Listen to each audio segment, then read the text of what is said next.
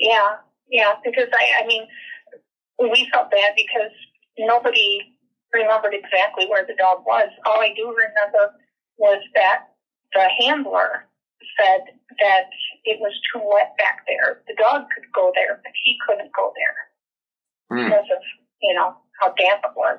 And being just up from a marsh, on a pond close by, it's wet and it's boggy back there. Sure. So that, was one instance. I do have to say here that while it is definitely interesting that a cadaver dog alerted his handler that there may be remains present on Jean's property, we need to take this with a little bit of a grain of salt. In my experience working in forensic anthropology, assisting in many cases, cadaver dogs can show us a potentially interesting area, but they don't provide proof that remains are present. I wouldn't base my entire search on a cadaver dog's results. They're trained to find decomposing flesh and tissue, but not necessarily decades-old skeletal remains like we've got here, correct? Yeah, that's exactly it. A cadaver dog might be much more useful to investigators searching for a recently deceased victim. But I've actually worked at sites with cadaver dogs in the past, and I've yet to see a dog successfully locate human remains. With that said, the fact that a dog thought it found human remains on Jean's property in the past only increases my interest in searching the site. It certainly doesn't hurt the chances that we might find the missing body. So, to reset quickly, you and your team will be joining law enforcement to search the property in the near future. Clearly, it's a very interesting site, one that police have been interested in searching for quite some time. You've got Andrew's strange relationship with Jean's Aunt Dorothy and Cousin Mary. He's so integrated into their family that he sits with them at Uncle Rex's funeral and is listed in Mary's obituary among the individuals she left behind. You've got this information from the neighbor, Joanne, that John Andrews used to pull his car down an access road on the property at night and garden in part of the land with assistance from his car headlights. And you've got Jean's report that a cadaver dog in training alerted to the possible presence of human remains in a marshy area of the field. All in all, this sounds like a pretty convincing case we might have something here. It certainly does sound that way, although there are other elements that don't fit quite as neatly. Nothing that would in any way exclude the possibility that Starkey's body is buried on the land, but still, some information seems to make the connection a little less obvious. For one, there's the issue of timeline. Jean mentioned that John Andrews started hanging around, at least to her knowledge, after her Uncle Rex had no longer been able to work due to his terminal cancer. We asked her if she knew what year this was, and Jean was kind enough to look it up. I was just in my heritage trying to look up the date that my uncle had passed. Oh, great. Thanks. And yeah, that'd be helpful. Yeah, if you don't mind holding on, I'll finish getting that. Yeah, we don't mind holding on at all. Okay, he died November 29th of 1993. And so how long before that do you think that Andrews was friends, like close friends with that family? Was it a while before that or not? I would say maybe 2 months at the most. 2 months? I don't think it was, his lung cancer had progressed quite a bit by the time he was diagnosed. Sure. So Andrews was not ever hanging out at the property, like, say, 10 years prior to that? Not that I'm aware of. It doesn't mean that he wasn't.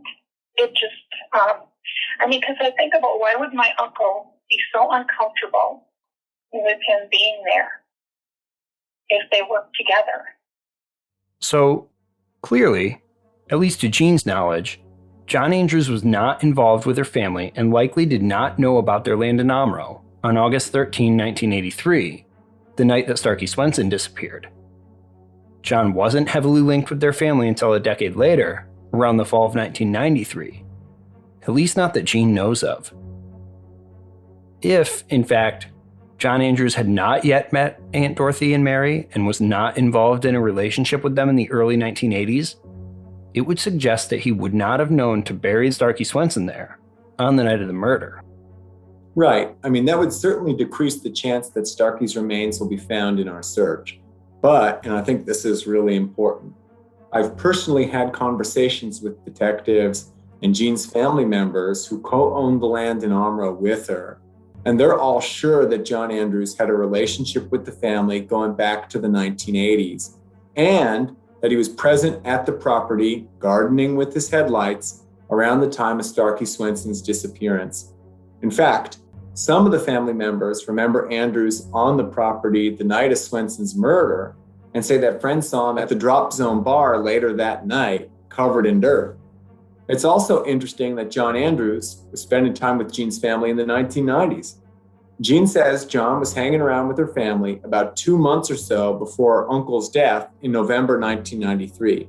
So this would be September or October of that year. As we know, John Andrews was arrested in connection with Starkey Swenson's murder on September 16, 1993. He posted bail shortly after his arrest and was released pending his hearing. So at the time Andrews was spending his days with Jean's family at the property in Omro, possibly the time he was still doing his nighttime gardening, he was out on bail, awaiting his murder trial. This opens up a second possibility that could lead to Starkey's remains being buried on the land Jean now owns. That Starkey's body had been kept somewhere else after the murder and was moved to Jean's land a decade later. Yeah, it's definitely a plausible scenario. If you remember, John's arrest in September 1993 came as a shock to everybody, John included. Just a month before, in August, investigators have been quoted as saying no new leads were developing in the case and the case had gone cold. When he was arrested just a short time later, John's lawyers described him to the media as stunned over this development. Until his arrest, John had not been formally investigated since the John Doe hearing nearly a decade prior. It would not be outside the realm of possibility that he suddenly became worried that police would discover Starkey's remains as part of their newly reinvigorated search for evidence and, once he was out on bail, began hanging around the Omro property, sneaking back at night to move Starkey's body to a new location. Or as he might have put it, gardening. Very true. So despite the potential issues with the timeline, there's little doubt Jean's property warrants a thorough search. And that's just what you and your team are preparing to do. There are two theories which would potentially place Starkey's remains on that land. First, that John was in a relationship with Dorothy already in 1983, much earlier than Jean was aware, and that he took Starkey's body there after leaving Shattuck Junior High on the night of the murder, stopping at the Drop Zone bar just down the road afterwards to establish an alibi. The second possible theory is that Starkey Swenson's remains were buried or stored elsewhere from the time of the murder until much later, when John met Dorothy and Mary and spent time on their property in Omro. Whether spooked by his sudden arrest, or maybe just because he recognized a unique opportunity to move the body to a very remote location, John then visited the site at night, driving down the gravel access lane into the property under the cover of darkness, burying Starkey's remains by the light of his headlights. I think it's important for us to mention that there is even a third possibility, and that's that John returns to the Omro property in 1993 to move Starkey's body, which he could have buried back in the 1980s. And as we'll talk about in an upcoming episode, there are scientific ways that we can look for any small pieces of skeletal remains that might have been left behind if, in fact, he did attempt to move Starkey Swenson's skeleton off the Omro property. Really, when it comes down to it, we don't know what theories are correct until we search the site. And that's exactly what we're preparing to do.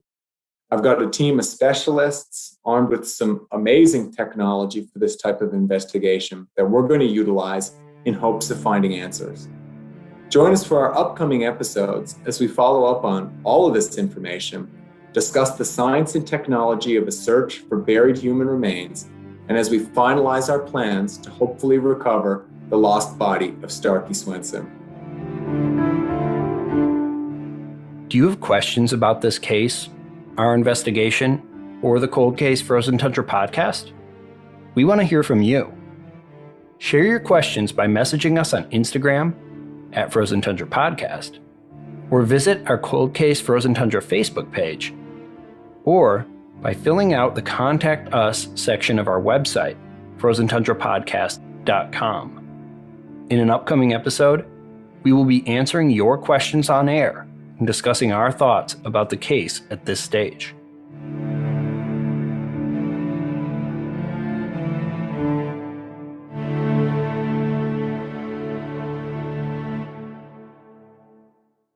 If you want to know more about the Starkey Swenson story, we highly recommend you visit our website or follow our social media channels on Instagram, Facebook, and YouTube for additional information, behind-the-scenes footage, and more.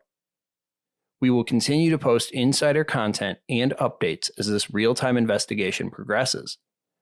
You can find our social media pages using the links on our website or by searching for us on our social media platforms. We'd like to take a moment to thank those who helped us compile information on this case, including the Winnebago County Sheriff's Department, newspapers.com, and individual citizens who've shared their knowledge. Our theme music was created by Mario Cole 06 and is available for download from Pixabay.